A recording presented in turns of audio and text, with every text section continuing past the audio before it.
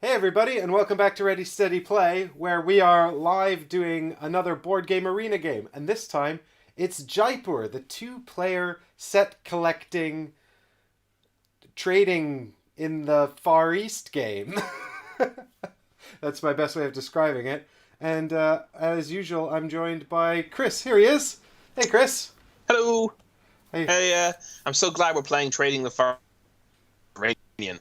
Just think of that. And It's much we've needed. got Oliver in chat. Hey, Oliver, how you doing? Oliver's Oh, he's a pop chat. long time watcher joining us from your board game content account. Oh, very cool. Very cool indeed. So we seem to have tended into oh, what's happened to you on this live stream, Chris? Your window's gone very small. I shall make you big again. Um, but Make me big. Geppetto, I want to be real. Oh yeah, I'm tiny. Thanks. I need to not look at this though when your hand is on screen. Yeah, don't look at the stream when my hand's on screen. The secret hands is very important in this one. So I'll do a quick rules rundown in just a minute. But Chris and I were joking that it seems we've started a tradition of doing these sort of Wednesday two-player specific games, which is cool. Like I think it's kind of cool. So we were talking about maybe doing Jaipur or the other one, Santorini this evening. Was the other one we were thinking about. Yeah, and I haven't actually had a chance to play Santorini yet, so I was quite interested in trying that. But Santorini next time, and you guys can see all the different kinds of two-player only games that we've got going on here. We should be doing it on Tuesdays or Thursdays, because then we could call it Two-Player Tuesday or Two-Player Thursday. I'm a big fan of the alliteration. This is true. You should do if you did your solo streams on Wednesdays, you could call it One Player Wednesday. One player. That amused me more than it should have done. I'm. I also. No, I was just going to Sorry, say go on. I seem to be getting up some red flags here, guys, on the quality of the stream. So we'll just hopefully that'll even out in due course. Usually, Is the audio okay for both of us this time? yeah, the audio seems to be all right. It's definitely something to do with my internet here just being a bit fussy. It's usually extremely good, so Yeah, Oliver, I consider Santorini to be a two-player game. Although, to be honest, I've never actually played it with more than two, but I've always gotten the impression it would just be. It is a two-player game that you're playing with teams, right? That's the impression I get. Oliver says his stream is good, well, so it'll hopefully last. that will, hopefully that'll stay running. YouTube is definitely like, the stream is okay. It's not great, it's just okay. I like Tides of Time, and I never played Tides of Madness, but I understand it's mostly the same. I like Tides of Time quite a lot too. I find Tides of Time a really good game to bring with me to places, because it's just a little tiny deck of cards, quick draft. It's about 10 minutes long, isn't it? It's very quick. You've played Tides of Time, haven't you, Mike? I've not. What is Tides of Time? It's a pity it's not here. It's a two-player drafting game, set collection drafting. So basically, there's what, maybe Oliver will probably correct me. There's about 15 cards, I want to say. There must be a few more than that, but there's not many. Very few smaller cards. It's best of 3 rounds, like Jaipur, and basically some buildings give you scoring opportunity. I think some buildings give you like scoring opportunities, and they also all belong to different sets. So this building might be like, get 2 points for every one of these types of buildings you have, and you're basically just trying to draft a combination of cards that will facilitate points and grant points. Ah. It's good.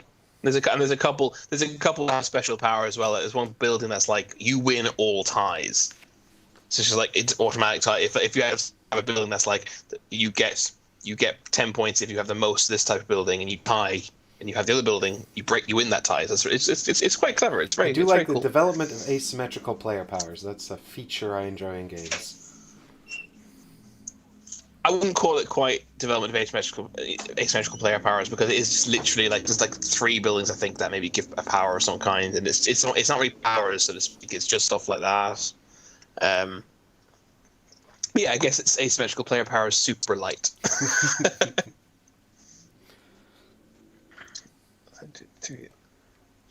Cards, draft, set collection, majority, and a lot of memory. Yeah, because it's just a small deck of cards. You're definitely trying to remember what's going to be coming back to you, hopefully.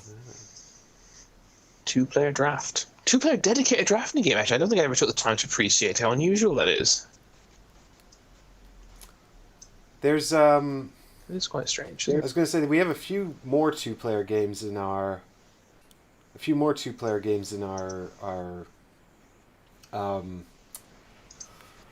catalog of games we'd like to try on online formats, but I think the next major one I'm thinking of is or the next big one I'm thinking of, because the ones we've been doing so far have been relatively light, is A Few Acres of Snow, the 2-player deck building game from Martin Wallace. We kept meaning to do, and we just haven't had time to figure out. We just haven't learned to yet. It's been on our list since we started doing these player wins, which sounds stupid. 2-player Wednesdays. I'd like to learn it, definitely. It's although I resent you saying it's mostly been light games, but they had like an 8-hour War of the Rings second edition. This is true. I had And through the ages. I just thought, for some reason, in my head, I was thinking we'd started like a sort of a 2-player light extravaganza with Targi. You know, I'd sort of not. I don't know why your little window here keeps shrinking in the streaming software. It's like, weird. Oh, tiny Chris now. Okay, full size Chris is back. So weird. Every single time we do this, it's something new, you know? That's a pretty minor issue. We can live with The good news is that we seem to be back up to excellent streaming strength, and we've got at least 10 people watching the stream, so I will progress to rules explanation, I think. Oh, now you've gone massive.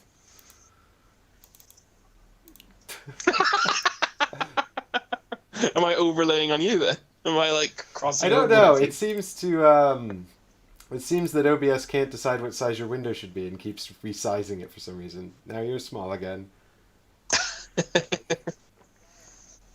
Yeah, I like Targi a lot too, Oliver. I'm looking forward to getting the expansion, which I haven't tried yet. I think Mike enjoyed it too. I liked Didn't you, Mike? You won, so I think you enjoyed that part. I enjoyed that I won. Yeah. No, I actually I thought Targi did a really good job of capturing the sort of all the best parts of a worker placement game, but with only 2 players. Mm-hmm. Absolutely. I think you'll probably win this too. I think you're far more experienced in Jaipur than I am. Everyone's joking about how you keep changing size. I don't know what's going on. I think it might be something to do with either with Skype or possibly with the phone on your end. I don't know, but never mind. It should be viewable. Has anyone in chat played Jaipur? I'm going to now do a quick rules explanation of how Jaipur works. So I shall bring up BGA and hopefully it will be there. Bing, and tiny. Chris is very tiny on his screen. I'm hoping that it was the problem. But so here we've got our game of Jaipur set up in Board Game Arena, and Jaipur is a set collecting game, and the idea is to try and collect the best sets, or try and get better sets than your opponent. Essentially, what we've got on the left-hand side of the screen here are 6 different kinds of goods. We've got leather, we've got spice, we've got cloth, and then silver, gold, and jewels. Diamonds, in fact. But we always called them rubies. And Actually, what you will notice, a fun quick note, is that this is actually the artwork from the second edition of the game, but in the thumbnail you will have seen the cover for the third edition that's just come out with different artwork. So that might be why this looks a little different, and if you were to purchase the game now, you would notice the artwork was slightly different. But I don't have the third edition, so I can't comment on whether or not I prefer it. I know that a lot of people do, and some people don't. I like the artwork in this one quite a lot, though. I like it well enough. It's perfectly functional. So what we've got here are these 6 resources that escalate in value, with leather being the least valuable and diamonds being the most valuable. In the middle, we've also got 3 set collection tokens. So when you collect a set, you're going to get bonus points for having more cards in the set, as well as a camel token, which you can win at the end. Each of these tokens on the left-hand side is worth rupees, which is the currency of the time. And whoever has the most rupees at the end of the game will be the winner. We collect these tokens by trading in sets of cards. So you can see here Chris has got a hand of 4 cards, and I've got a hand of 3 cards. And in our hands, we're going to have cards that represent the 6 goods. So I can't tell you what I've got in my hand, but I'm sure you can work it out. Because Chris is listening in, and he'll know. He'll know. But you can also have camels. And you can see down here we've got camels.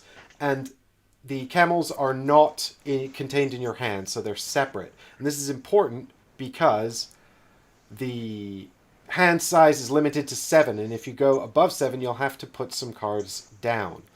And that's sort of the main mechanic of the game. You can see this 5-card marketplace in the middle, which comes from this 40-card draw deck over here. And on your turn, you can either pick up 1 card, you can pick up multiple cards, but you must replace them, either with cards from your hand or camels from the table, or you can pick up all of the camels in the market. In any case, after you do just one thing, all of the cards that you took the deck. So if I pick up these 3 camels, they'll go to my camel pile here, and they'll be replaced with 3 cards from the deck, which will give Chris a better selection. So that's something that I have to think about. On the flip side, though, if I don't pick up those camels, and I pick up just one, I could only pick up 1 card then. That's a lie. I could pick up these 2 cards as well, but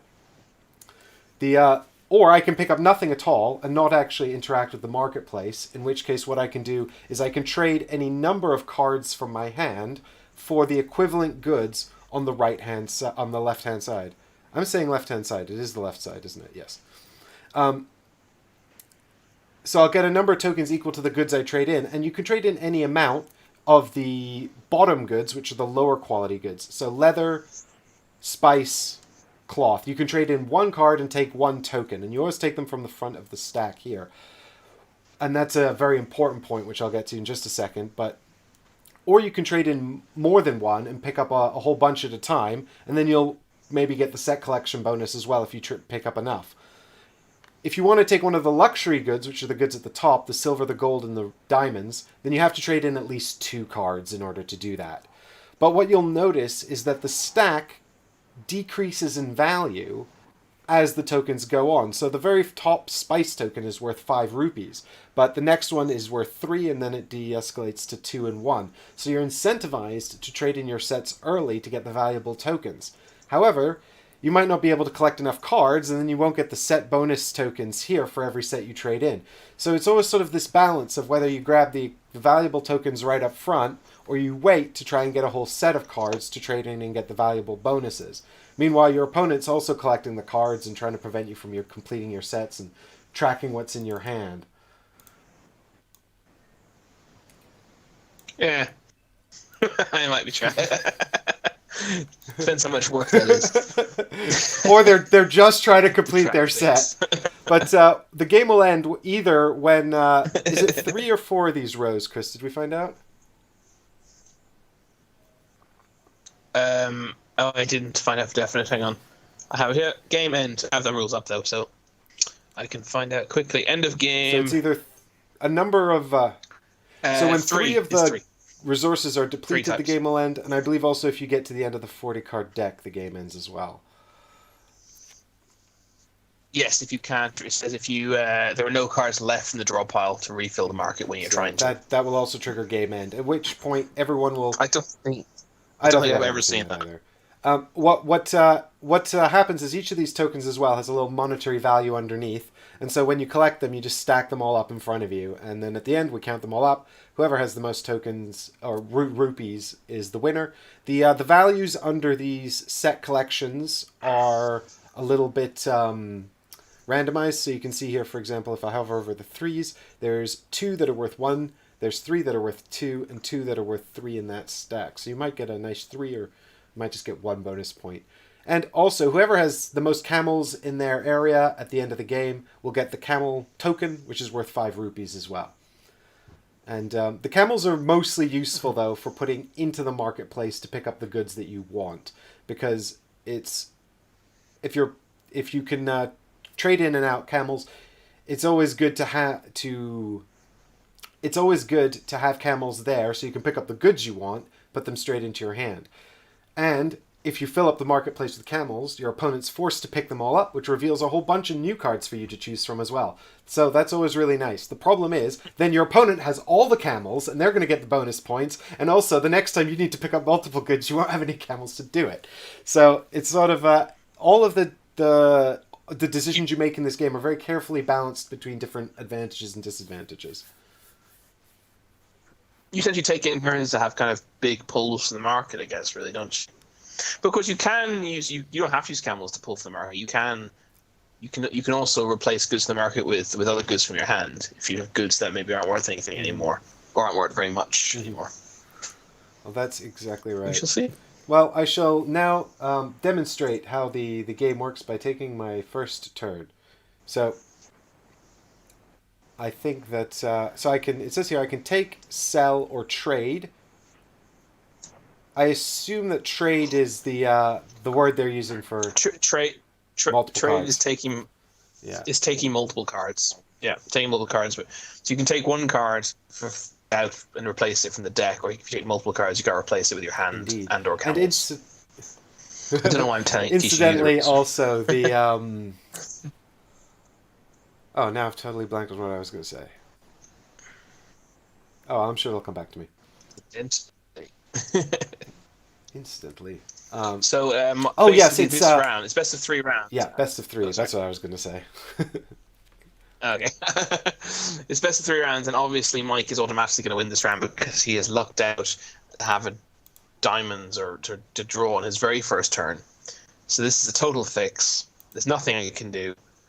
There is no strategy that beats the opening diamond pull. If he's been lucky enough to start his hand with diamond as well, then it's just game over. Well, that would be glorious. So there you go. I've traded 2 cards from my hand. Well, I say 2 cards from my play area, 1 from my hand and 1 camel, for 2 cards that were in the market. You're a jerk. So I could take all 4 camels, but that which would be nice. But I don't think I wanted it right now to give Mike a massive choice of cards. So I'm going to take this lovely silk instead. Oh, for goodness sake. Well, I couldn't stop that, I guess. That was just going to happen, wasn't it?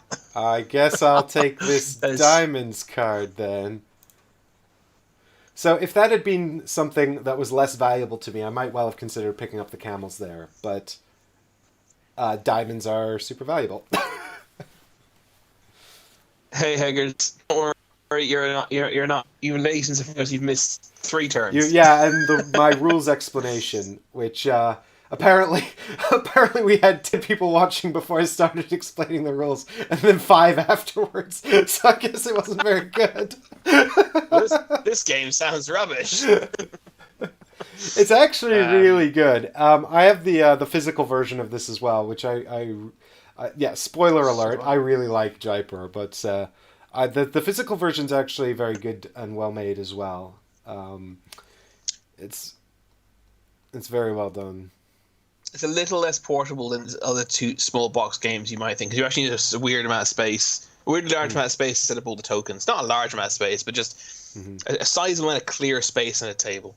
I'm going to grab this spice because, again, I don't want to give, because even though I have 2 diamonds for free, you may have more in your hand, and I don't want to give you a whole rake of them. YouTube didn't ping a stream alert.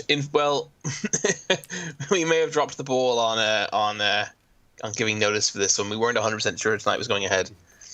Sorry. The other thing as well is that if you, I'm sure I don't need to explain this to all you YouTube elites out there, you elite viewers, but the other thing about the bell is that you have to click like notify me of everything, you know? I took the camels. I thought you might take the camels. Yes, I will be Camel King. I am king of the camels. But yeah, it's not enough to click the bell anymore. Now you have to click the bell and then put on notify me of all things, because otherwise just ringing the bell will just notify you of some things, which is a total pain. Oh yes, camels' numbers are secret, aren't they, as well? Are they? Can you see how many I have? I can't see how many you... No. So I think in the physical game it says you can put them in a stack and you don't have to tell anyone how many you have. Exactly, yeah. But they can look at your stack and try and count. I mean, I know you took 4, so you have 5. At present, I know. Or I'm being stream sniped. a new type of stream snipe. Oh, Chris, I'm gonna sell this big again in the OBS. I can't help it. You've got a lovely close up of I have switched to the thing. I'm not looking at your hand. Don't worry. Yeah. You've got a lovely close up of my UKGE poster. I am not stream sniping you. I promise. If I was going to stream snipe you, it would have been in one of the important games, like Through the Ages. Which is a lot less snipeable, I think. There's no way I'm going to win this game. I know you're too good at Jaipur. I've only played you once, so you're too good at it. I think I got around. I think I got around off you once. I'm going to sell this to grab the valuable one, the 5. I don't know if that's sensible, but I'm doing it. And also because you got to spend stuff eventually. 7-card limit. Exactly. Chris sells 2 cloth for 8 rupees. I'm actually going to close this because when you say this camera's doing stuff, I just click to it automatically without thinking. And I'm going to see something eventually. I want this one. So I'm going to remove temptation. Oh, hello. Do I also want to do that then? A nice sexy set of leather there. Look at all those tasty leathers.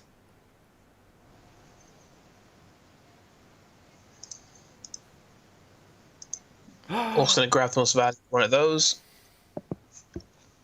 So I've sold 2 spice. This is a heckin' outrage, people. Well, I remember the time that we only played this once before. We played it on BGA using tablets in Tabletop Sim. we did something very, very, very funny. Which was if you've ever played Tabletop Simulator, you can spawn iPads or tablets in Tabletop Simulator, which can be used to browse the internet. They have built-in internet browsers. So we used the tablets in Tabletop Simulator to log on to Board Game Geek and play Jaipur, which was immensely amusing to us. That time I remember I got quite a lot of big sets. I think I got a couple of 5 sets and stuff, and I still didn't win. So I've decided it doesn't matter. I've got a full hand of things, so now I'm going to have to sell these 2. Oh, your points are secret too, Chris. Yes, that makes sense, actually. You can see the tokens they have, I guess. I haven't been narrating my last 3 turns. I've been picking up leather, yeah. as you may have noted. That's efficient. Yeah, is it the me taking leather one at a time, Haggis? Yeah, I know, but I don't have... Well, this isn't a secret. I don't have any camels. I'm the secret camel master now. I have 1 camel. 1 camel is effectively completely useless for trading. So I've kind of got no choice but to take 1 card at a time, Haggers, right now. I'm afraid. I've got this interesting conundrum now where I don't really want to sell any of my goods, but I also have too many different types of goods. without giving too much away. So I think I'm going to have to go ahead and just... Oh, don't worry. I'm just watching your hand live. It's fine. I'm stream sniping you, so you don't need to be secretive or coy. I actually started off. I started the game with 4 different things. It was really frustrating. That's the other reason I kind of sold 2 at a time, just to get rid of them. Well, No need to get the hump. I'm not getting the hump, Heggers. God, if I was there, why I oughta. What'd you do? I sold 2 sold gold for 12 rupees.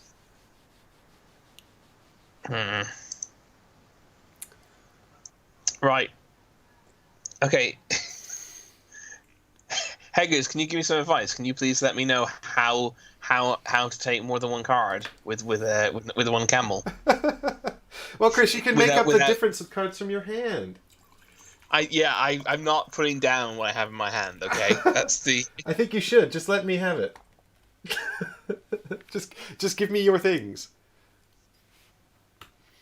My goodness gracious! Look at the bloody. Oh dear. That makes sense.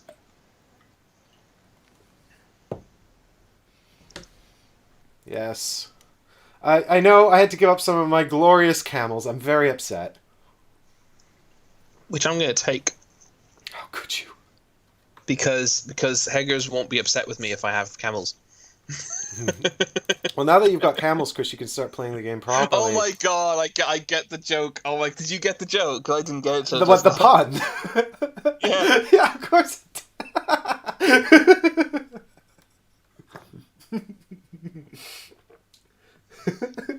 I thought because you responded to it. I thought he was just being playful, saying I was only to get mad. I was only trying to, I thought he was just being banterous, but he was actually also punning. Oh no! I think the pun was the main priority.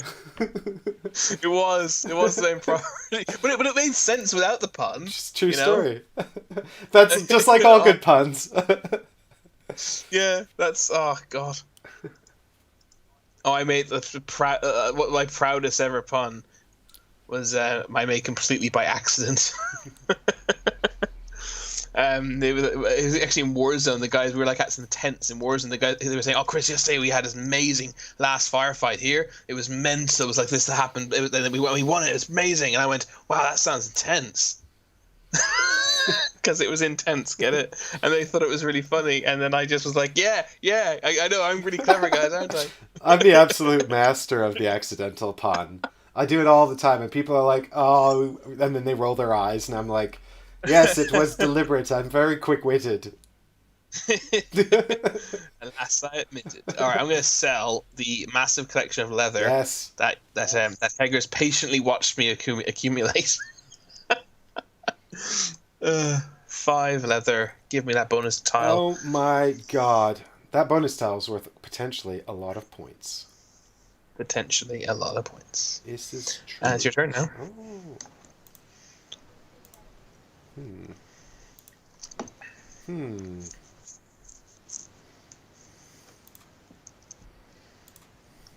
Damn it. Well, I mean, I only wanted to keep it from you. That is possibly good enough reason. No. My guess is you didn't start with 1, because I know you have 2, and I feel if you 3, you just do it. You take the 7/7 and the triple, but you're just looking for a third. You're looking for a third, and that is your third. So I might take that and watch as another one spawns directly next to it. That'd be great. Curses. Oh wait, that's silver. I thought for some reason I thought it was a diamond for some reason. Oh, you still wanted that. Helpful. Well, I'll take them luxury goods, Chris. I'll take them. I just who wants to be dealing in leather and spice when you can deal in gold and silver? Like a pirate. I'm not massively keen on these, but I mean, at least it's 3 of them. It'll get me a bonus. So I'll trade 3 camels for 3 leather. Why not?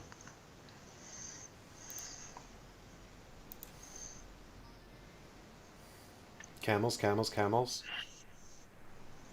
Camels, camels, camels. I really like camels.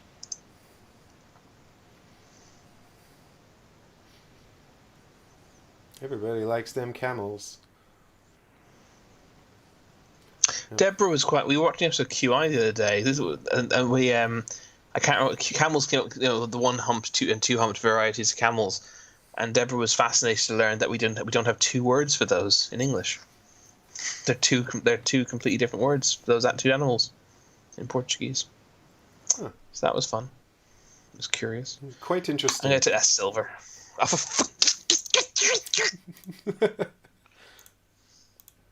Tis the way of things. It's true. I'm jolly peeved off, I am. I'm going to grab that leather. Hey, I like that one. Man, come on, this is absurd. Give me that. I fully expect the game to be generous to me with in the next phase. All right, I'm going to sell these 4 leather, get the bonus. Come on, give me the most valuable one. I deserve it. What's the most valuable one for 4? Not quite. It's 4, 5, or 6. Well, you've got a lot of set bonuses now, which is really nice. Only 2, but I mean, they're worth a lot. The rubies, the diamonds, rather, but they're not worth like stupid amounts higher. So it's all good. It's all good. This is true. Usually, what I do is I put our faces on the board game arena sort of layout and try not to obscure the game too much. But in this case, we've got a nice background with some wheat and some gold in it. And we're in the corner now, so let me know if you guys like that one better. Like this version I'm going to. There's no wheat in this game, though, is there? There's grain, right? Oh no, it's spice. Yeah, I totally forgot. It's not even grain; it's spice. Your thumbnail's rubbish, mate. God damn it! I'm going to grab those 2 camels. Sensible. Oh no, my final red thing. Damn it. So upset. Oh, I kind of one of those. Hey, Hager says the layout looks good. Yeah, I thought so. We sacrificed a bit of the game size to get the image slightly clearer. So I suppose if you're watching on a phone, this might be annoying, but let me know in the comments or in chat, and I will continue to consider my options. I watch all my YouTube on the phone, pretty much. I'm going to grab more camels. I like camels. It makes sense to me, bro. Just sounded really weird for some reason. God damn it. Well,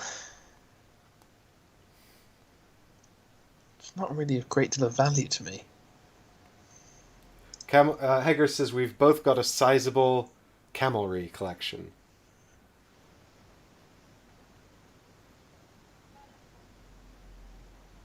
Which is true. I don't know. I was just staring at it, trying to work out if it was a pun or something. Because I don't want to be caught out again. I assume that's just a guess at what you call a place where you have camels. Or maybe it's accurate. Oh wow, we've only got 6 cards left in the deck. Huh. What's the collective noun for camels? I don't know. A herd. It's a herd, isn't it? I'm pretty confident it's a herd. I'm gonna grab the gold and the diamonds.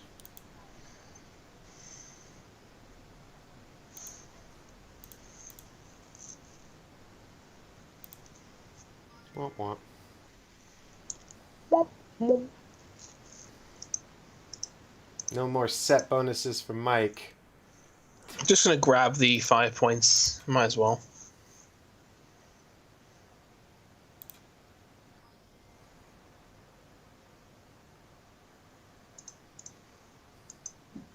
Grab those 2 then in that case.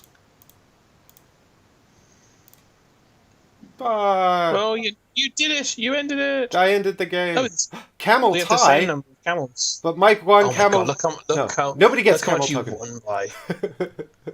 Look how much you won by. Oh my goodness! I thought I was doing alright. Was that just the diamonds? We'll have to wait and see. Probably not. I'm sure it wasn't. So I guess I better take the diamond. Look, the most important thing here is that nobody is Camel Lord, and I'm so upset. That was a poor joke for me. Cavalry. Oh, it was a pun. Or an attempt at a pun. That one wasn't good, Haggers. We're 1-1 now. Well... Why am I making this a competition? I'm going to take the diamond. How could you?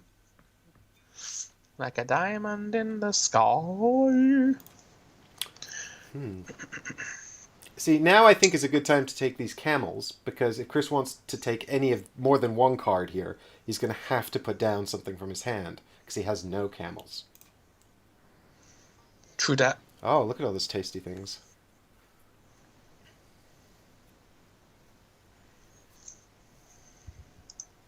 I do want some of them, I must say.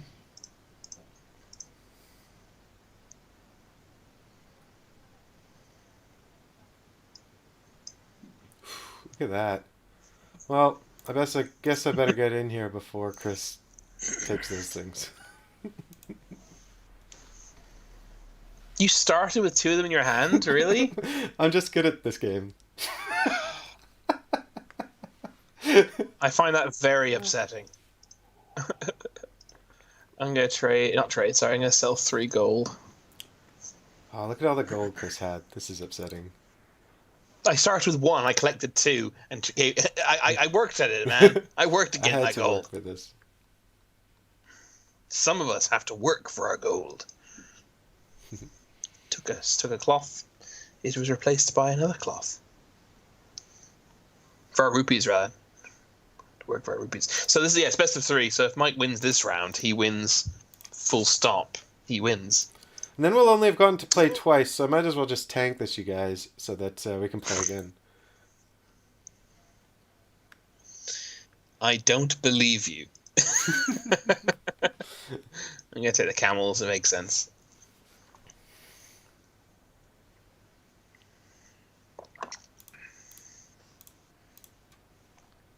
Haggis, you said you'll do better. I'm still waiting on another pun.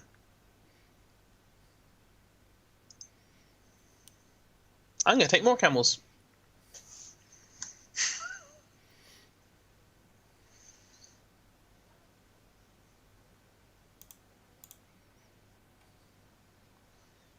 You look very pensive, Mike. Mike knows this game well. He likes this game. It's important to Mike he wins this one, I think. No, I find... I like this game because it's full of these interesting decisions. Do you know what I mean? Can't rush these things. Okay.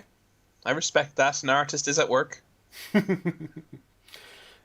can't rush Mike because he's... No, Heggers, not. I think not rush Heggers. It's puns. I think is what we were referring to. Oh yes, you cannot rush the puns. It's I've done it. I sold some. I sold silver. I noticed. This is. I don't know if I take it from what you're doing. You've been experiencing the same thing. This is an odd one. Nothing's really coming out. I'm kind of in a position where I don't really know what to do. I'm going to take this silk. That makes sense to me. I'm going to take... It's an odd one, though, right? There's odd stuff coming out. It's like, there's nothing... There's no clear... no clear dribs pulls. and drabs. I have very slowly managed to build up 3 silk. So I'm going to grab that. That makes sense. Cloth, it's called, actually. But silk is a cloth, and it's a very pretty cloth, so...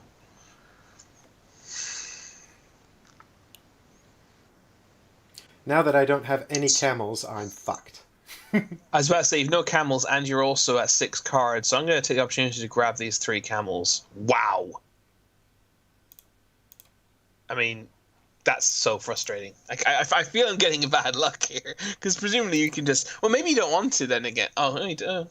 Do I want to I was let you trade wondering. 5 camels for 5 leather and just get an immediate set with a huge take? No, I don't want that. I definitely don't Yeah, want well, that. I was curious if you might just take all 5 leather and just throw down wherever your hand was, but Not quite ready for that yet, but I was considering it, but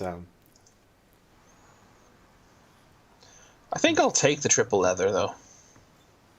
yeah, I think that's not a bad shout. Which it's gonna force me to sell the 2 I just picked up though, because I want those Yeah, valuable tokens. 100%. Yeah, I'm still gonna. Actually, there's no rush in that case. I'm gonna take those camels back. Maybe am I? You haven't got any camels. Meh. Yeah, let's take those camels back. I can take 1 card.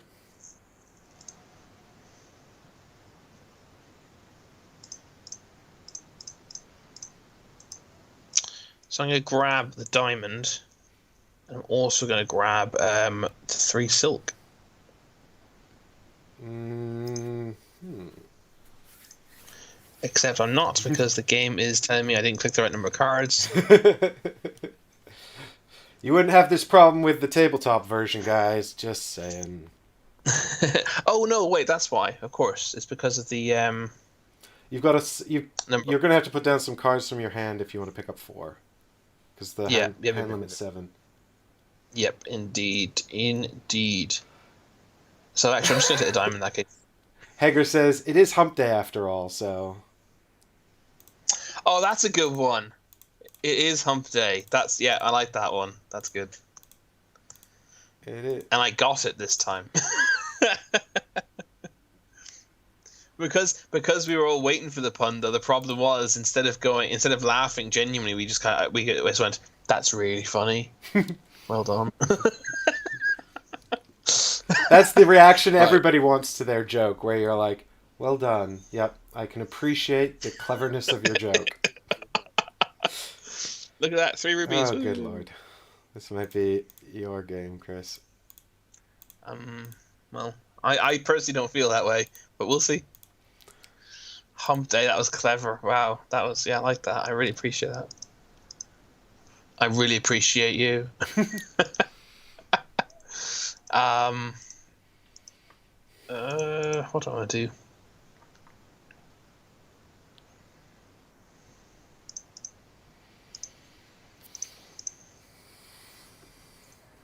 Give me silver.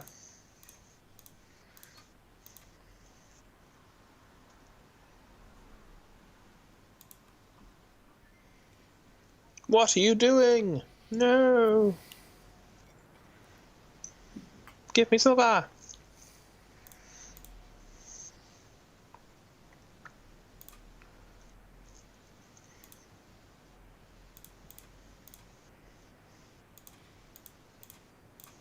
Sigh.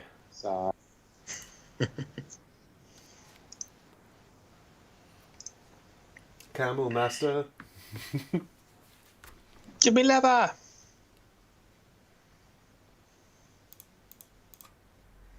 This is great. I wish work like life was this easy. You just go to the market and you're like, I'll have that, Give and me I'll have that. that. Give me that. Yeah. I wish there was an option in life to take like one thing for free. You traded 1 silver and 2 camels, was Yeah. it? For 2 silk and 1 gold. There's a chance you now have 2 gold and can close this out. So as much as I'd like to get that 4th leather for 5 bonus, I'm going to sell 4 leather now in case you're about to close the round.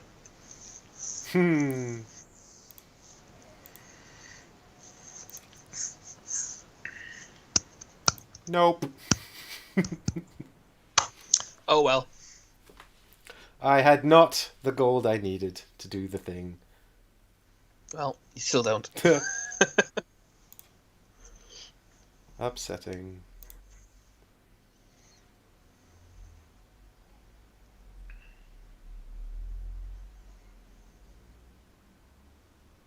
So, an interesting fact, if you had 3 gold at this point, you could in fact play all 3 gold cards. You'd pick up the 2 tokens, but you'd still get a 3 set bonus tile. You get the set bonus even if you can't take the number of tokens that you're entitled to. It's true. And also, in the last round, I took the last diamond. There's only 1 diamond token left, but I still had to trade in 2 to get it. Mm-hmm.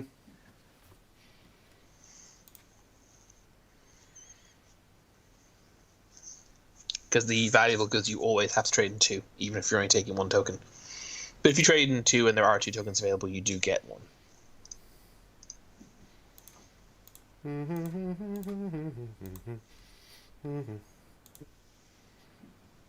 I wasn't sure if you had enough to actually end it. Oh! 2 points. But you are the Camel Lord. I am the Camel Lord. It's true. Oh, no. Do you know what's doubly upsetting about that? If I just gotten a bit luckier with my bonus token pulls, I might have won. Well done, Mike. I knew you'd win this. You're good at this game. Jaipur. Yep. The only 2-player game you need. We shall never play another one, never again. What was I going to do? Get back to the... What is this? This is the one I want. Yeah, I was just looking for the token there. Yeah, because I knew when you picked up that gold at the end there, I was like, oh, I have to end this now, or else you're going to get those 2 gold tokens, and I'm really in trouble. Yeah. I obviously I signposted it very clearly. Maybe I could have. Maybe what I should have done was taken all the cards and laid down all the camels and tempted you into grabbing the camels. But then that'd been worthless actually, because that's a 10-point swing essentially to give you the camel and the Camel Lord, and I would have only gotten 10 points from the gold, so it wouldn't have made a difference actually. It's true. The Camel Lord token is 5 points is not to be underestimated. This game is often quite close, you know. And I think in the event of a tie on points, Camel's the tiebreaker as well. Yeah, I wouldn't be surprised. I don't know for certain. I will check the rules. Brilliant. Well, I hope... No, it's not. The player with the most bonus tokens. Ah, interesting. Well, that would have been you, because you had 4 in this one. I did. I think I had the most bonus tokens both times, I believe. I think that's probably right. But I got 2 big 5-point bonus tokens in this one. There was a big chunk of my points there. That made a big difference, yeah. Yeah, no, fair play. I think it's definitely. I think yeah, because we actually were talking before we started streaming about like, is this how much luck is involved in the game? We weren't, I wasn't sure because I haven't played that many times. I think it's like you win consistently against me because I think you played it more and you're better at it than I am, which I think is a which means that there's definitely, sure, there's definitely luck involved in it, but I think the better player is gonna win unless they get some sort of dreadful draw, well, like really nasty luck. I think the game does a good job of balancing out the value of the... Thanks, Hager. That means a lot. Skill, Haggers. He's very jammy at this game, and he's good at it as well. And I think those two things, when you're good, you kind of get jammy as well. I think it's Haggers has been watching the whole stream, not knowing how to play the game. Oh, you mean you've no idea insofar as you actually don't know like how it works? But I think we were talking about having a bit of catch up and talking about some games we played this week as well. So maybe we'll just have a break now. But I just want to say I do really enjoy Jaipur. I think it's one of the few games that's lasted in my collection for such a long time, and I still play regularly because it's a very small box. It's easy to get to the table.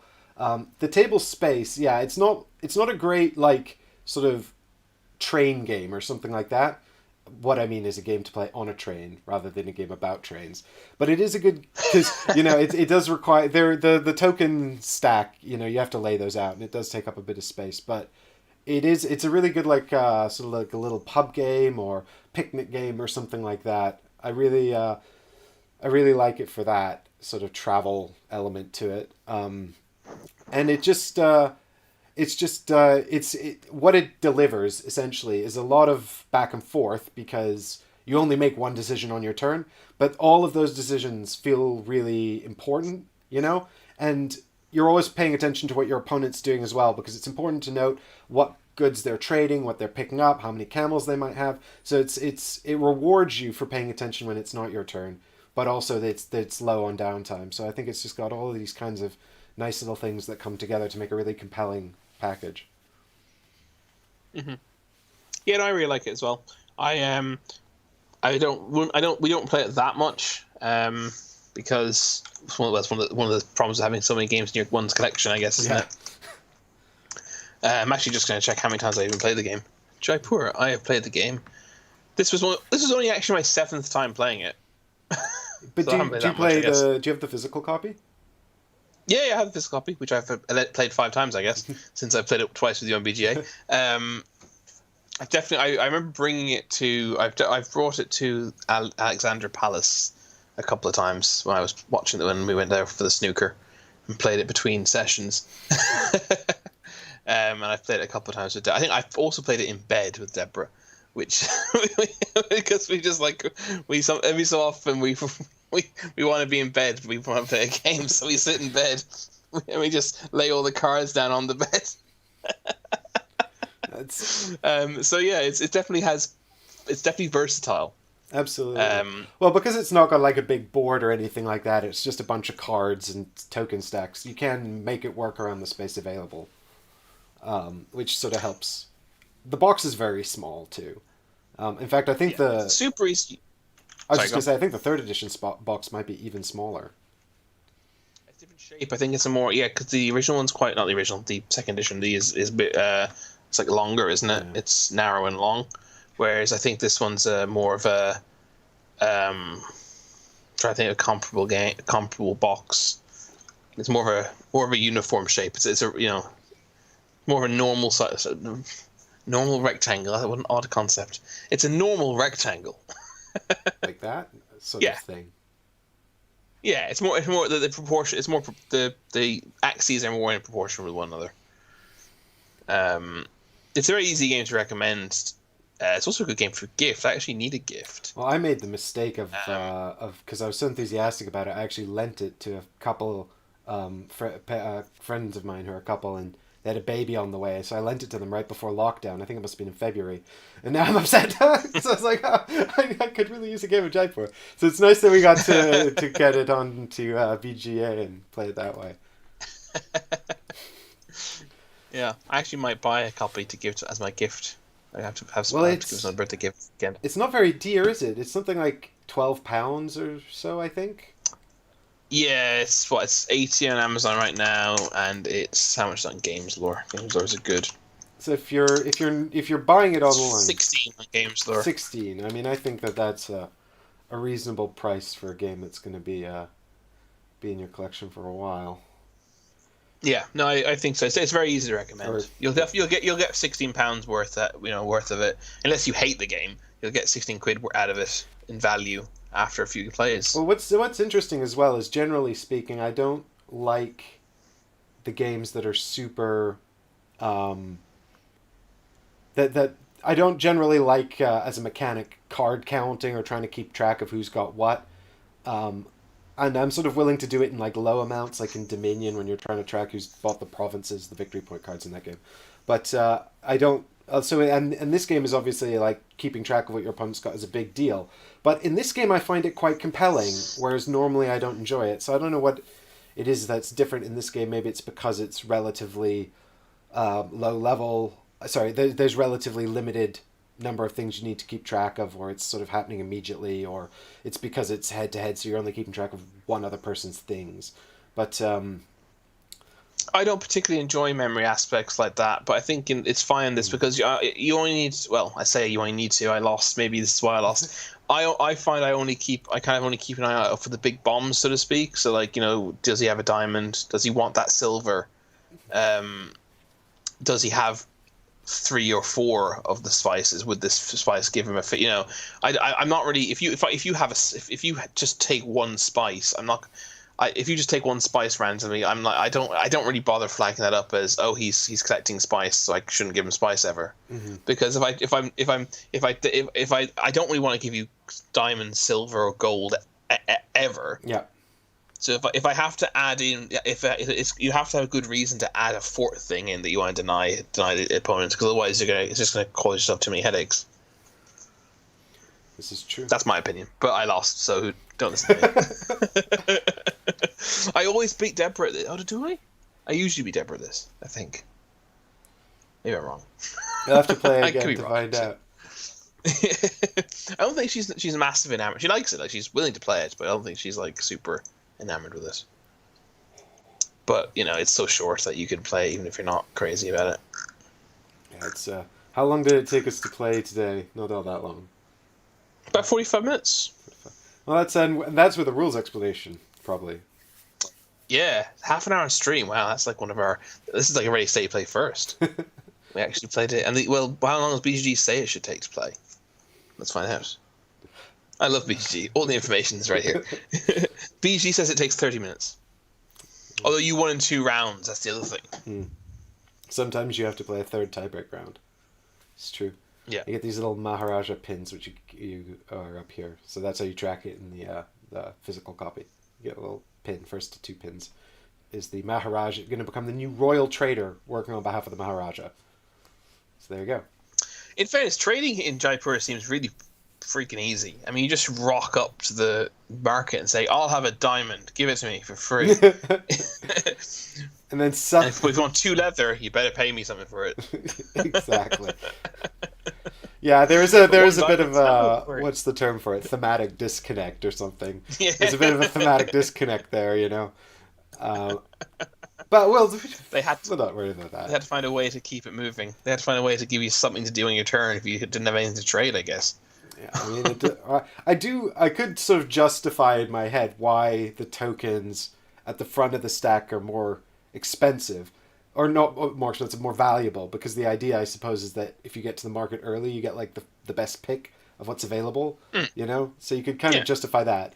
But I can't figure out how you can get stuff from the market for free. I guess the idea, maybe you're getting, maybe you're sweet talking people, or getting, I don't know, coercing them, or maybe you're just a con artist, or maybe it's like you can steal one thing, without getting caught. Oh my god, is that it? Are we endorsing like stealing? Are we thieves? Jaipur is actually an immoral game. Well, it's set in the Middle East, right? Maybe we're like Aladdin, or we send out like Aladdin, like Aladdin, like characters to steal for us. Exactly. It's this is Apu. A light-fingered Apu. That's even better. A light-fingered discount. The monkey from Apu. Yeah, sorry. Aladdin. Did you say? I said Apu, but then I'm like, that's not the monkey from Aladdin. That's the trader from The Simpsons. The trader from The Simpsons. Is trader the word you choose to describe Apu? He's the convenience store clerk, right? Or yeah. Quickie Mart. Quickie Mart. That's it. Quickie Mart. It's a great name for a market, actually. Quickie Mart. Surprised no one's taken that. And run with There's got to be a Quickie Mart somewhere. We'll check Google Maps. It'll highlight a bunch. Yeah. So I thought, seeing as how the game was relatively quick today, we could just sit and have a quick chat about anything we've been playing this week. To I don't know, just in case there's anything interesting that you've been doing. Yeah. Well, I recently had my Kickstarter. I'm actually just going to go on to BG and look at my plays. Let me see what I've actually played this week. That's my first game of September. I didn't play anything yesterday. Disgraceful. What did I do yesterday? Man, I'm telling you, all my days are just like, my life is just coming in, shrunk into this one, what's the word? Montage, essentially. Yeah, I feel I'm feeling that too. So I play my Kickstarter Obsession second edition arrived recently. Literally last week. We played it this week for the first time. It's basically it's quite a deep medium to heavyweight. It's probably medium weight in terms of complexity, actually. That's another conversation that we think different. We consider weight to refer to different things. You and I, don't we, Mike? Well, I think at this point it's probably worthwhile clarifying sort of what you mean anyway, because I was listening to an interesting conversation on this week's episode of The Secret Cabal, and they were talking about Ride the Rails, which is a capstone game. It's a Winsome style game where essentially you're trading in stocks and railroads, but it's very, very simplified, so there's no auctions or anything. And on your turn, you essentially you can take a stock and then you build a train line, and you always do those two things. And so the decisions are all about which stock you take and which train lines you build, and then there's sort of an end of the round where everyone can move passengers around the board, which will generate income for people with stocks and certain color train lines. And the whole thing's very deterministic. But the rules overhead is very, very simple. But then each decision, because it's so deterministic, you can totally tell this is going to generate this much income for me. This is going to generate this much money. And so if you sit and math the whole thing out, theoretically you can't lose, right? So it's really more a question of human error and when you miss things and that kind of stuff, I suppose. But so what they were saying was the weight of the game in terms of rules overhead was very light, but the weight of the game in terms of sort of strategic depth or even just sort of cognitive demand from the player was very, very high. So I think that's like sort of the key clarification, isn't it? You know, when you say that something's heavy weight, I guess it's probably a mixture of both of those things, right? It's very demanding on the player and it's got a lot of rules overhead, you know, but when you get to something that's a bit more peculiar like Ride the Rails, it's sort of like it's necessary to clarify a bit more. Yeah. Well, maybe meaty is the word then to use for to have when there's a lot of decisions to make. So it's I mean, Obsession I would say is a medium weight in terms of rules and medium to heavy in terms of decision making. Yeah, medium to heavy. It's quite a fairly deep tactical Euro game. It's basically you are running a house, you're running a family in I think it's set in 1860, so it's Victorian, Victorian England. But it's kind of the game is actually trying to pay homage to not only the Victorian period, such as Downton Abbey is Victorian, isn't it? I think it is. I think so. But it's also trying to pay homage to the Brontes, to Jane Austen, to kind of more Regency literature. It's trying to pay homage to all those by kind of being set somewhere in between. And you're basically you're running. You're all in Derbyshire. You're all playing family. Every player has a family. And essentially a bit like in Pride and Prejudice, when the Bingleys move in to whatever the house is called, the Fairchild family has moved into Alderley House, I think it was, and you're all basically thinking, "Ooh, we can get in good with them. They can get our reputation back up. Our family's dwindling reputation. We can make more prestigious friends. We can maybe even marry off one of our children to one of their heirs."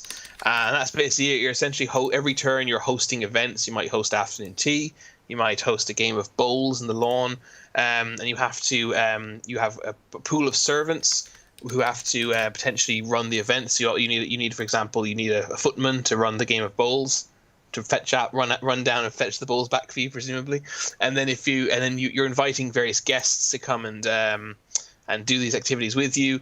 You have to have a high enough reputation to invite certain guests of certain kind of levels of prestige. Some guests will require additional servants. So a very well-to-do gentleman might require a valet to attend to his needs personally. So you have that's essentially those workers or those servants are essentially your resources that allow you to run activities and to invite specific guests. And then you're going to get benefits from them. You might be able to make a new prestigious friend because this person's well connected.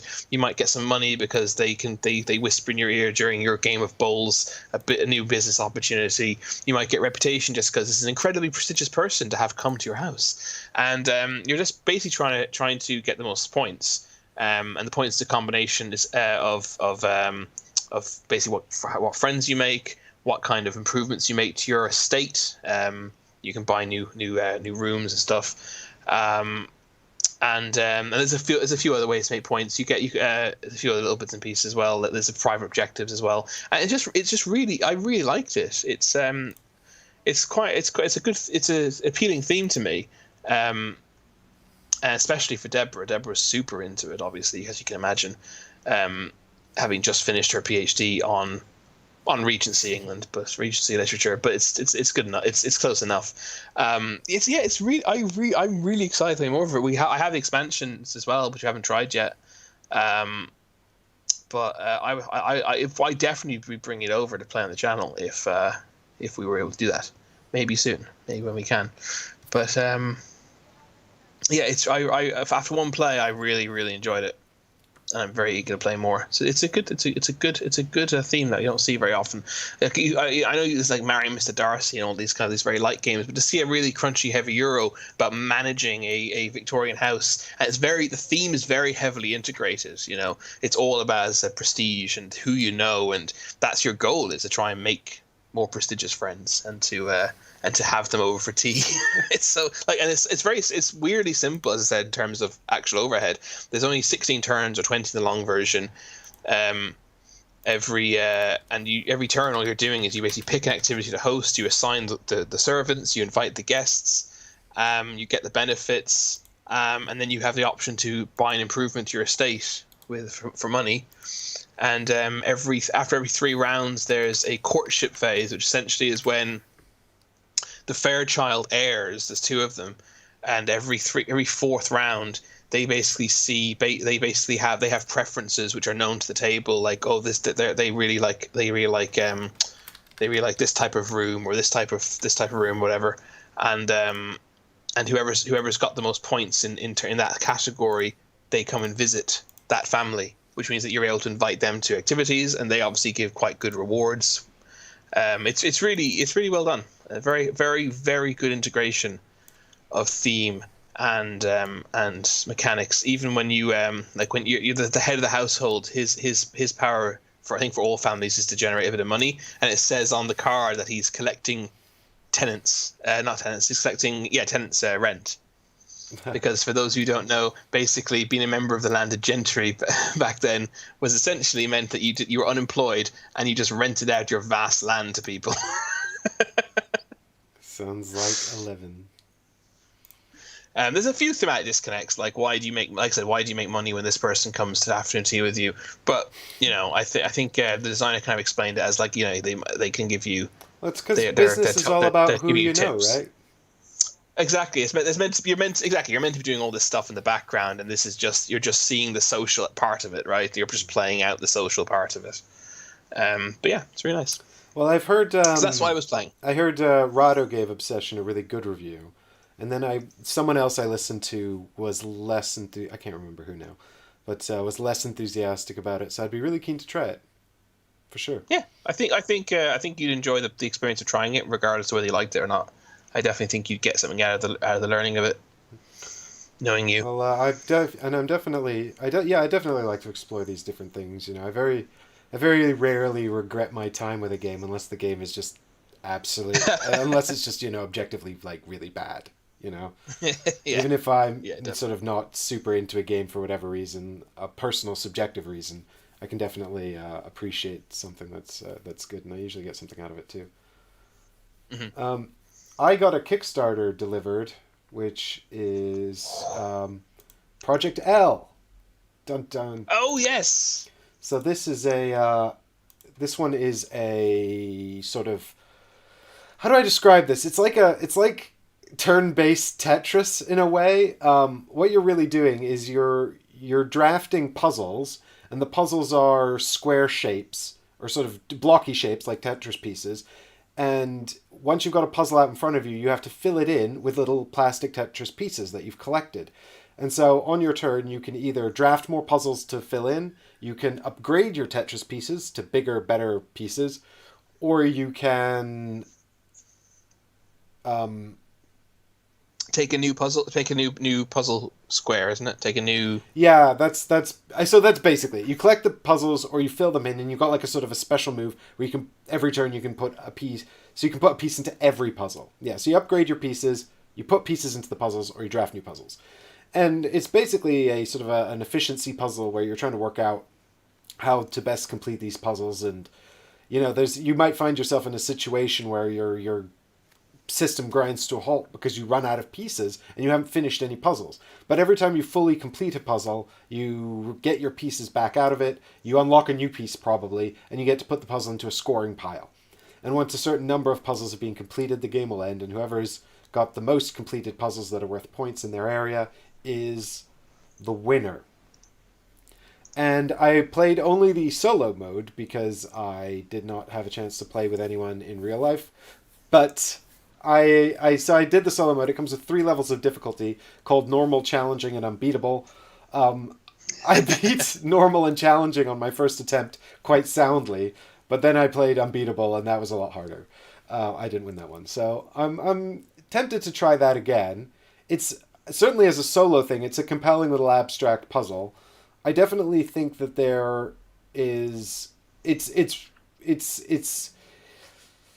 I'm trying to think of the best way to describe it sort of mechanically. It's definitely like a sort of it's got that kind of roll and write feel in the sense that you're trying to, what is it, sort of spatial puzzle, solve a spatial puzzle, but it's not a roll and write, obviously. It's Yeah, a bit like patchwork or cottage garden or those Rosenberg ones. Yeah, anything that sort of uses polyominoes to sort of solve a spatial puzzle or something like that.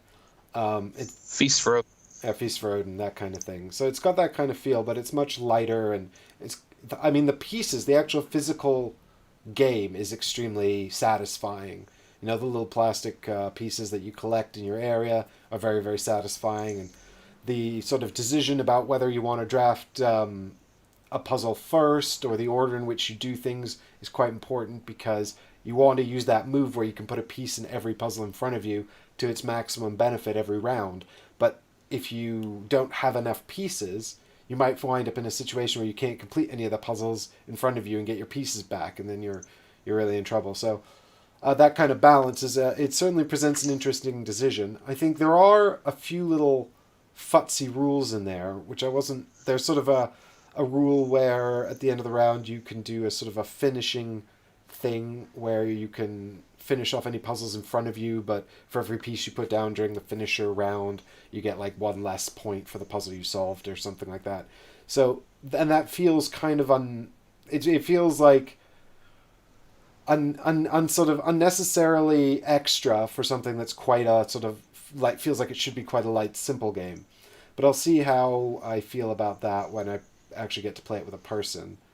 It is also, though, extremely well produced, but in terms of actual gameplay and cognitive load, like, super light.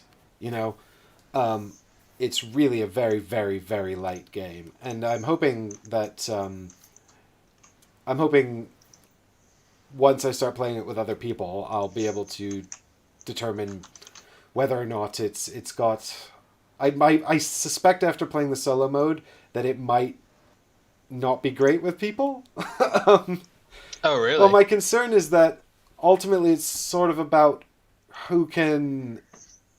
So in the solo mode, you're drafting puzzles out of a 9x9 grid, and based on where you take your puzzle from, the AI will then choose a puzzle that's in another area of the grid. So you can kind of, you've got this manipulate. Yeah, you've got this interesting decision where you want to take the puzzles you can complete that are worth the most points, that will unlock pieces and give you abilities, because each puzzle you complete will either unlock a new piece or give you some kind of special ability. And you want to try and choose the ones that are sort of most beneficial to you, but also if you take certain ones, you might unlock a column or a row. Well, it's actually columns. You might unlock a column for the AI to take from where there's a particularly valuable piece it's going to grab. So you that might give you a second thought. In the game with actual people, it's a marketplace, not unlike the one in Jaipur that we just played, where you grab a puzzle out of the marketplace and then it's replaced from the deck. And so you might get that situation, just like in Jaipur, where someone grabs that card and then it's replaced with a diamond, and you're like, ah, shit, you know? And so I wouldn't, I mean, they do a good job of mitigating that somewhat by having 2 marketplaces, and each marketplace has different levels of puzzle in it. So there's 2 levels of puzzle. There's like relatively easy puzzles that aren't typically worth a lot of points, or they're worth no points at all, but they unlock cool new pieces. And then there's the advanced puzzles, which you'll need some of those cool pieces to complete, and that are worth a lot of points at the end of the game. So you can always draft from an easy or a difficult marketplace, and you probably want to have some puzzles from each on the go. So what's the benefit of doing a puzzle that's not worth any points? Each puzzle that you complete will give you something. Typically, it's a cool new puzzle piece to use. So it's all well, okay, it's not engine building then, so to speak, but there's a slight, you get a slight feeling of something like an engine build like Splendor, where you potentially can go for no points early on, like a late game strategy. It's got that Um, Splendor feel where you do feel like you're building up a sort of a marketplace or something like that.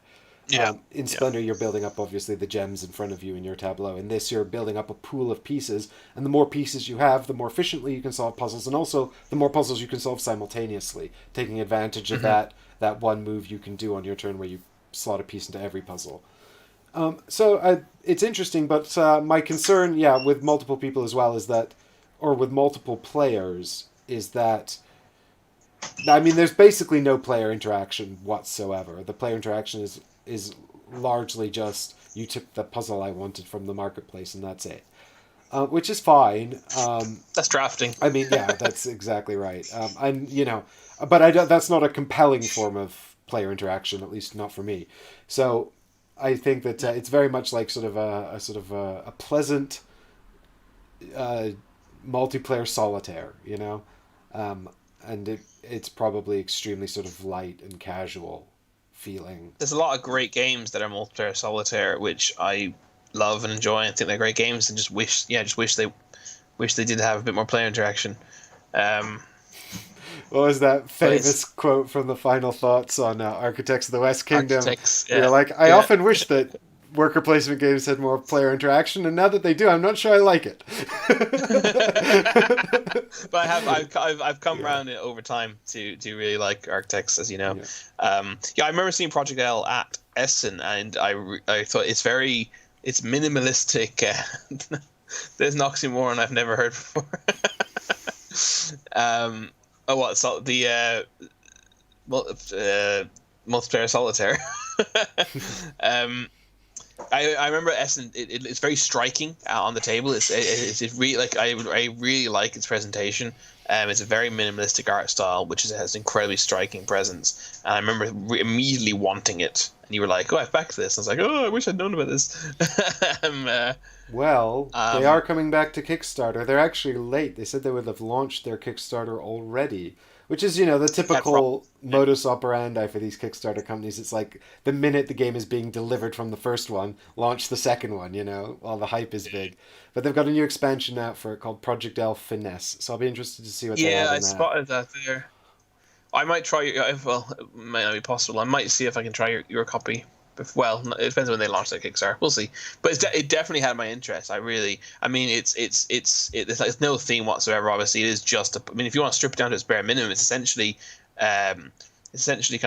essentially it's a drafting set collection game, isn't it? Because the set you're looking for is just is dictated by the puzzle cards you have, and obviously there's multiple sets that will work for each puzzle card, because you can Tetris the pieces together. Um, I think that's potentially got enough merit in it to its multiple solution Well, set collection it puzzle. reminded me a lot, actually, of a game called Silver and Gold that I played before, which is a very light, small box game. Have you played it? No, it's rolling right though, isn't it? It's. I think I I know mean, it. it's not exact. It's drafting. No, it's drawn right. So what you've got essentially is two decks of cards.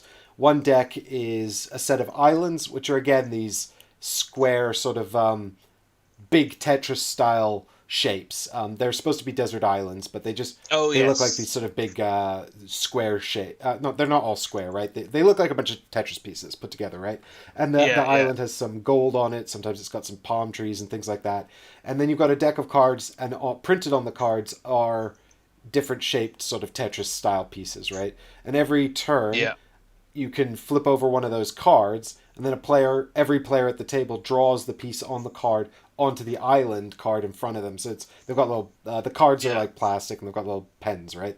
And they cross out the sections of the island. And the idea is to yeah, block yeah. out I your understand. island completely, and then you can trade that island in for another island.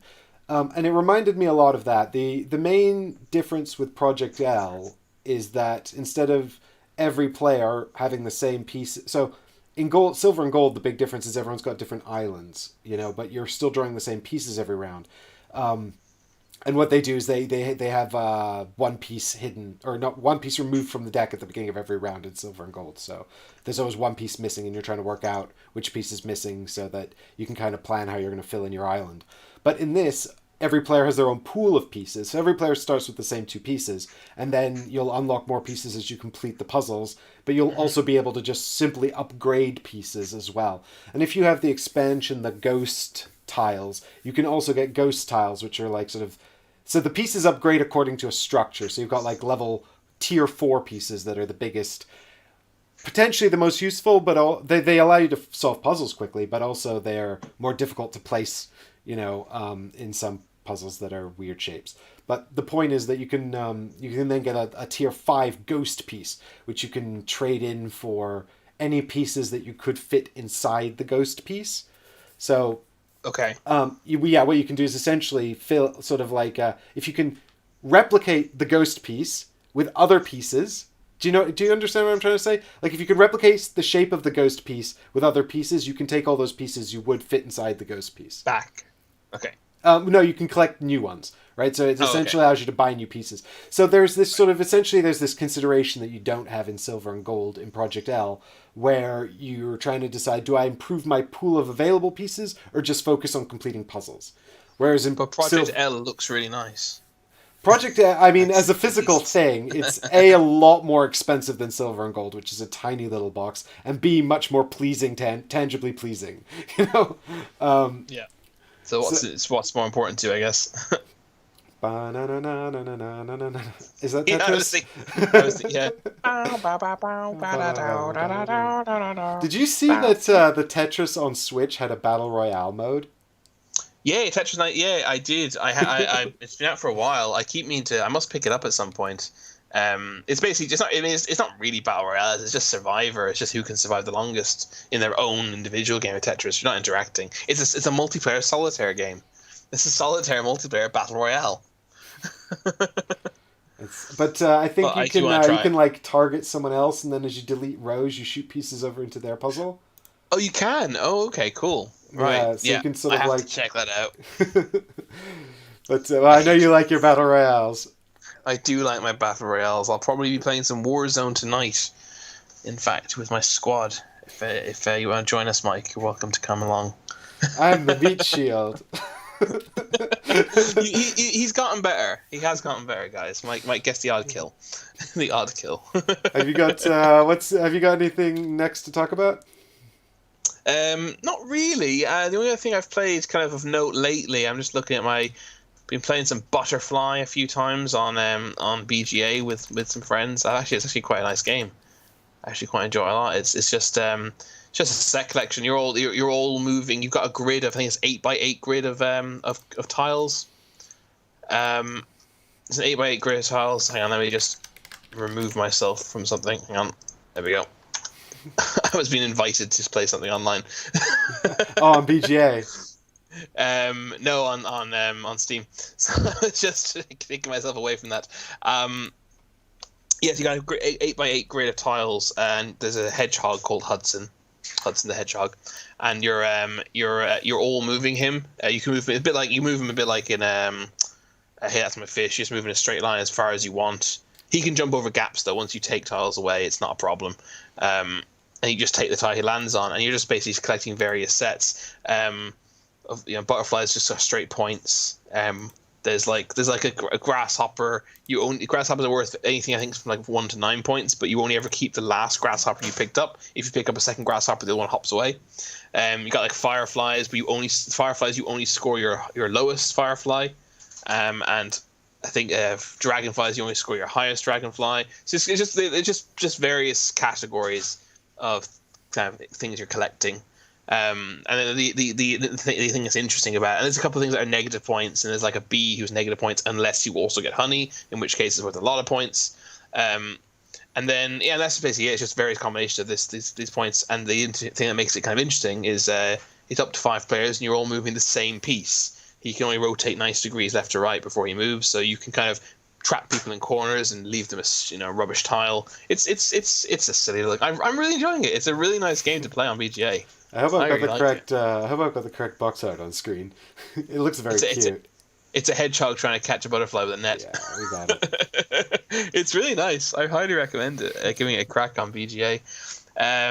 Played a bit more Race for the Galaxy recently. Played a 6. I taught it to 5 people played a 6-player game. That was challenging. I think a couple of them quite enjoyed it. A couple of them did not enjoy it, but they were very much kind of going, "I'm just doing whatever. I don't know what's happening. I don't really want to know what's happening. I'm just struggling through this." It's a notoriously hard game to teach, and I think online it was even harder. So in 6-player Race for the Galaxy, is the downtime like really a big deal? No, not really, because it's all simultaneous. It's only occasionally it just increases the chances that every turn there'll be someone who's kind of making a big decision and will take take a little bit of time. But for the most part, no, because it is all simultaneous. But as they just increase those chances. Trekking the World, you and I played that on BGA. We did late at night when I was quite drunk. Yes, I remember. Weren't you telling me you weren't drunk the entire time? That sounds like something I'd say when I'm drunk. You sound drunk, Mike. You're like, "Oh, I'm just really tired." It's basically a ticket to ride set. It's just a ticket to ride set collection game. Really, you just got stick around styles, and you're drawing cars and traveling around the world and going on tours. Very light, very simple, very equatable to Ticket to Ride. I actually backed it on Kickstarter because it just looks like a nice little family game. It's arriving pretty soon, I think. And the only other thing of any note is adventure games. I've played the 2 of those that are available at the moment from Cosmos Games. Adventure games Monochrome Inc. and adventure games The Dungeon. They are basically point-and-click adventure games, in the style of Sierra games, but in board game form. They each have 3 chapters, which they claim the chapters take 90 minutes each. I would say they take about an hour each, realistically. But that's still 3 hours a game for about £13 or so. It's pretty good. The Dungeon was awesome. I really enjoyed it a lot. Monochrome Inc. was also very good, but it's just a more boring theme, infiltrating a big organization, big company's building, rather than escaping a dungeon. But it's got almost a combination of like Exit and Time Stories. But it is literally point and click adventure game. You're looking at things and picking up items and combining items and using items on locations. It's really, I really enjoyed it a lot, especially as someone who I grew up on Sierra adventure games like King's Quest, Space Quest, Quest for Glory. I've played a lot of those too. I really like those. They're so good. I have them all on Steam. So like Quest for Glory, I only ever played a very small part of the first one. I've got the entire collection. One day I will go and play through them all. I got all the police quests and I don't think I played Quest Monkey for Islands. Glory actually. It's it's kind of like an RPG. It's much deeper and more involved than the other ones. The other ones are kind of King's Quest and such are more kind of just straightforward A to B's. You gotta have the item, but you don't. To go off on a complete tangent, do you know what I'm quite excited about? I think this is happening soon. Is Baldur's Gate 3. Yes, it is happening quite soon. Oh, I played all of those games to death when I was a kid. I'm so interested. I hope it's good. I did not play them, but I know of them. I know about them. Baldur's Gate 3. Oh, it looks good. It's I mean, they were the sort Steam. of original D&D isometric ones, but they had these there was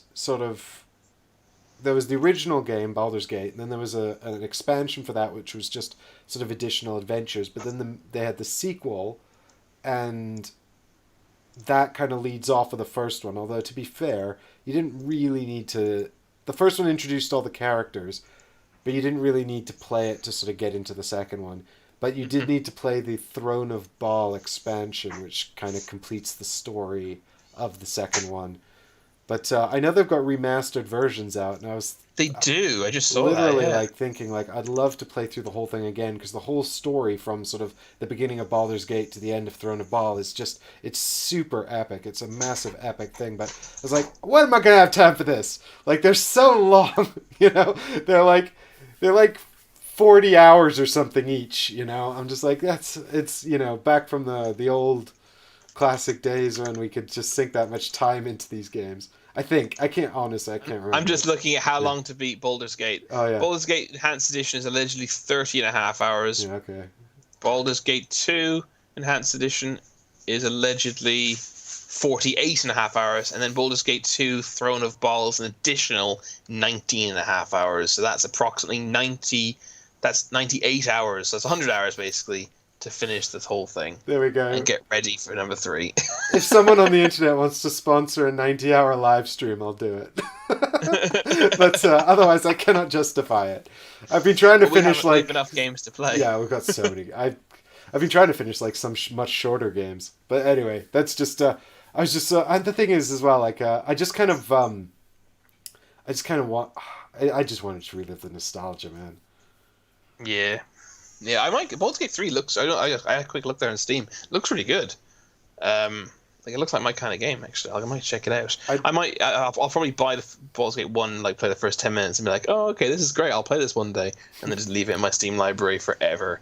Well, I think the main reason to go through Baldur's Gate 1 at this point would be for the introduction to all the characters and things like that.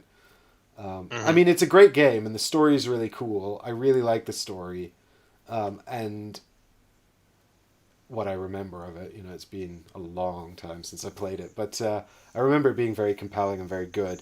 I think that the only thing is that it's just very long, and the gameplay, it's that sort of isometric RPG planning sort of stuff that I think they've tried to recapture. The sort of like pause, plan out your turn, unpause, trigger all the abilities, that kind of thing. I think that they've sort of tried to recapture that with a lot of modern games, but it's never been as good. And I don't know if that's just because gaming kind of moved on and that style is just a bit outdated, or if it's because there's something about those classic games, some magic that they just failed to recapture. I'm not sure.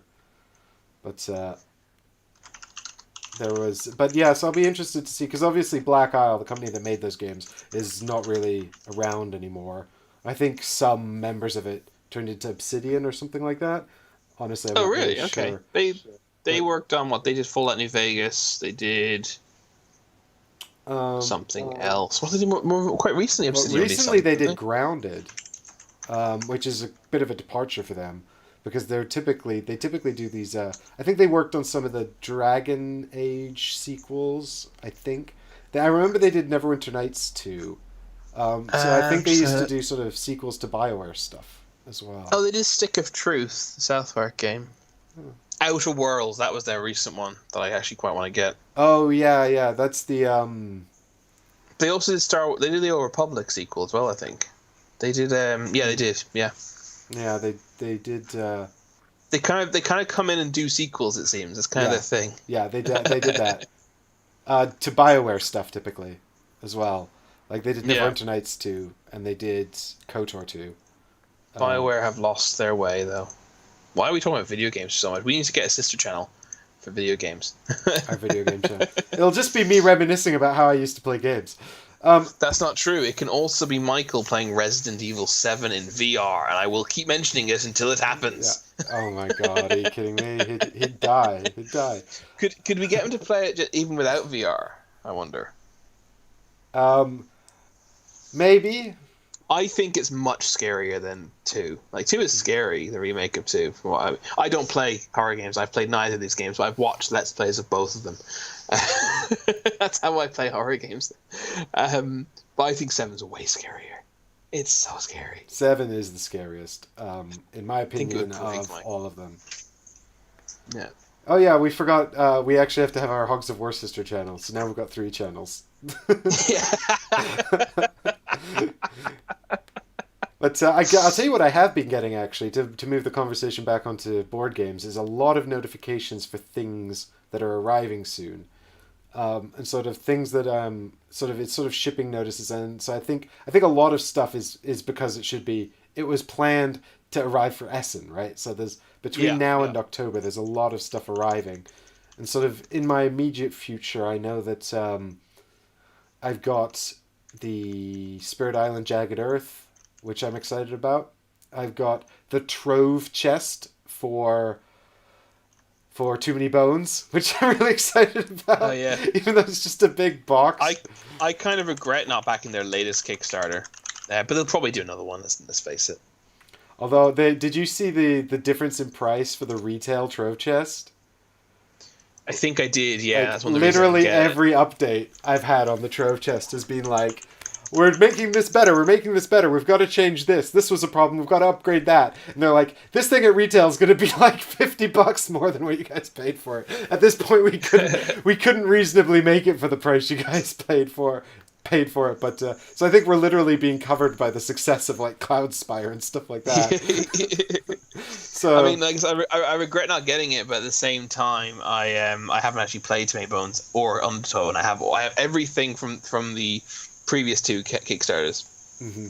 So maybe by the time they kickstart or do a fourth one, I'll have played some of it. I don't get Too Many Bones to the table as often as I would like, and I am in their Facebook group, and there's people who are like experts and they know everything about it, and they're super good at it, and I would really like to be one of those people, but I know the rules, I know them well enough to execute it. Do you? Because in that case, maybe you can play it with me sometime. Yeah, we should play it sometime. Maybe we can even do a live stream or something like that. But remotely, is that plausible? I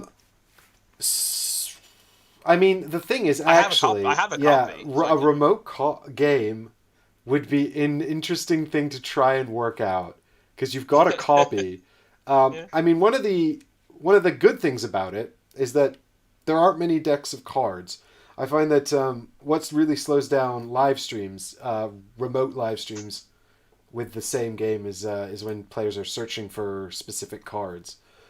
Yes. And so, really, there's just the adventure deck in Too Many Bones. I think the challenge would be the latency, right? As long as it's a relatively high latency stream and you're watching my stream, we could probably make it work together. We could look into that. We could certainly look into doing something like that. That'd be interesting. Have you finished your Gods of War pledge? Because that closes on the 4th September on a Friday. I got a notification about that today.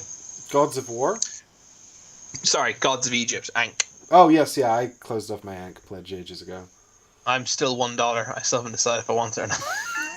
Yeah, I wish I knew more about it, but it's just one of those things where I'm like, we'll cover it on the channel, so it'll be fine. Oh, and I saw on Facebook Nemesis Lockdown is late pledge get available again. It was available, wasn't it? So it was Ankh that wasn't available. So probably need to finish up. I need to finish my pledge manager for that. Well, after they did I did the Untold Stories live stream a few days ago or on the weekend. There's a lot of talk about where can I get the Untold Story books, and I said, well, if you get in on the lockdown pledge, late pledge, you can get all of the storybooks through that, and they're not very expensive. But I was informed by a comment on the channel that actually there's been a lot of controversy around the price of shipping. Apparently it's $15 to $20 shipping for lockdown, and people were not happy about that. That seems, that's what I expect, to be honest, considering the size of the boxes. I suppose it depends on what you're getting, right? If you were getting in to pick up like one or two things you missed, or Kickstarter exclusives because you missed out on the retail, then for that's about what I was expecting, having pledged for lockdown with all the stretch goals. Obviously I've got everything from the first Kickstarter, so I'm just picking up all the new material. Would I buy it if I didn't think I was going to play it with you guys on the channel? I don't know. Do I need 2 more alien races and another Nemesis board? We don't, and yet I backed it. I don't think we don't. Yeah, I mean, unless it's like unless you play it every week with your gaming group, I don't know if anyone really needs that. But on the other hand, I really hope they do. Yeah, I mean, to be fair, the Void Seeders and the Cardomorphs do feel substantially different to the Intruders, which I can really appreciate. And if and with this new light and dark mechanic affecting the new bat race, and the plant things are cool. I don't know what their new mechanic's going to be like. So, do I need it? No, absolutely not. But then again, I don't really need much of this stuff, and I buy it anyway. Well, but true. I definitely want it, and they do feel distinct enough that I don't feel like it's a sort of a completely superfluous purchase. But I am pleasantly surprised by episode 1 of Untold Stories 1. Like, it was more compelling than I expected, and I really thought it was cool. So I'm really excited to play more of that. and I definitely think that getting those comic books is worthwhile. Do we get Untold Stories 2 automatically with Lockdown? Untold Stories 3. So you 2. should have got 2 with your stretch goals from the first campaign. Oh yes, sorry, yeah, 3. I mean, oh, that explains it. Because I was looking at the add-ons, and I was like, Untold Stories 2, and I was like, oh, I assumed I'd get this in the pledge, but I don't see it there. That explains it. I'd forgotten that Untold Stories 2 was. I already had it. Yeah, I have it somewhere. It's in my box of stretch goals, which I haven't looked at for a while. so the third one is automatically included in my Lockdown pledge, right? I believe so. Yeah, I think it's a stretch goal. Yeah, I shall now confirm so that I don't give out misinformation on the internet. But that was. And Haggers, we did not crash before your arrival. And what we have got on this stream is the fun new instance of Chris magically resizing to much smaller, much larger for no discernible reason. But it stopped, right? It's become a lot less of a problem. Hey, did you back Northgard in the end? No, I didn't. No, I wasn't intrigued enough as it turned. I looked more into it, and I just wasn't. I just decided, I'm not going to get to the table. Not going to play it much. I'll play yours when you get it. Assuming I backed it, which I did. You did, didn't you? I did. Yeah. I think you. Yeah. Haggers, I was quite keen on that. Can't go wrong with that, Haggers. If you're gonna back just one of them, I'd say just get the original. But if you're happy to do so, get them both, definitely. Nemesis. Yeah, Haggers is saying he's gonna go all in, basically. That's gonna be expensive to get all in one go. Yeah, so expensive. When I look at the expensive pledges, like the all-in pledges, sometimes in like second or third Kickstarters, I'm like, have I spent this much money on this over the years? Oh my god. Yeah, I think because you could. I mean, I wonder what it'd be like having just Lockdown, right? Because you don't need. I mean, could you get just Lockdown? I don't know. But the Untold Stories 3 is a stretch goal, so we'll all be receiving it. Perfect. Hager says, "R.I.P. my wallet." Yep, that's true. Yeah. Well, I've got a lot more Kickstarters on the horizon, but we'll save that for our Kickstarter commentary video in September. Yes, and, which must only be a couple of weeks away at this stage. I can't remember when we did the last one, but I'm trying to leave it roughly a month between them. So I think it was the 17th. Yeah, I did start to get this itch at the back of my neck that I need to start creating a show notes document. I was like, oh, better get on with that too. I've got a bit of stuff done already. I got a bit of stuff. Not documented, but I've got a few mental notes, should we say. When was there? I'm trying to find this. It was 2 weeks ago, it says. That's not helpful. It was, 17th. I was right. 17th. I was right. So I guess we'll aim for mid-September for the next episode. People seem to enjoy that first one, so we'll definitely do that again. And, give you our candid thoughts on Kickstarter and the company Chris has been picking fights with. Ooh, spoilers incoming. That'll whet your appetite. We shall reveal all in the Kickstarter stream. But I think it's fast approaching 10 o'clock, which is dinner time for those of us that eat very late. So we'll probably sign off we'll sign off on this stream for now. But thanks so much, everybody, for joining us. We hope that we've given you some insight into Jaipur, and that you're keen to check it out. If you are in lockdown with someone and you need a good 2-player game, then definitely check it out. Jaipur, I think it's the Jaipur is what I would describe as a collection. Immortal collection game. I'm never going to sell it. It's always going to be in my collection. Evergreen. Maybe I'll think of a word. It goes in the calyx. It goes in the calyx, and it's never going onto the sale pile. I can't imagine ever selling Jaipur. It's very, very good, and all of that. So anyway, thank you so much for watching, everybody, and I'll catch you in the next stream. I'll probably do one this weekend. We'll probably continue Shadowed Paths, I think. But I've also been looking at Expedition to New Dale solo, which I've heard is very good. So we'll see what happens there. But and also I'm supposed to do Dark Souls and U-Boot. Damn it. So much on the list. You've got a lot of one-player One player streams ahead. It's a real pity you don't do them on Wednesdays. It's, But yeah, two player Wednesday. Hopefully, we'll return next week if we can plan ahead this time. We might even be able to advertise it. exactly. Well, We need a better name than Two Player Wednesday. I'll think of Hey something. guys, you're the master of puns. Give us a pun for Two Player Wednesday when you get a chance. Yeah, message me on the Patreon. Let me know what you want to call. As a Patreon bonus, hackers, you get to name the two player Wednesday sessions. This is definitely not a lack of creative thinking on our part or exploitation of our fans.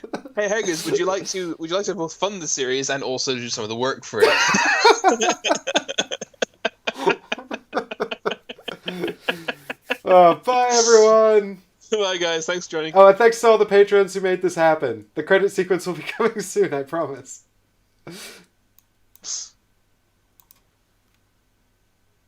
Done. Woo!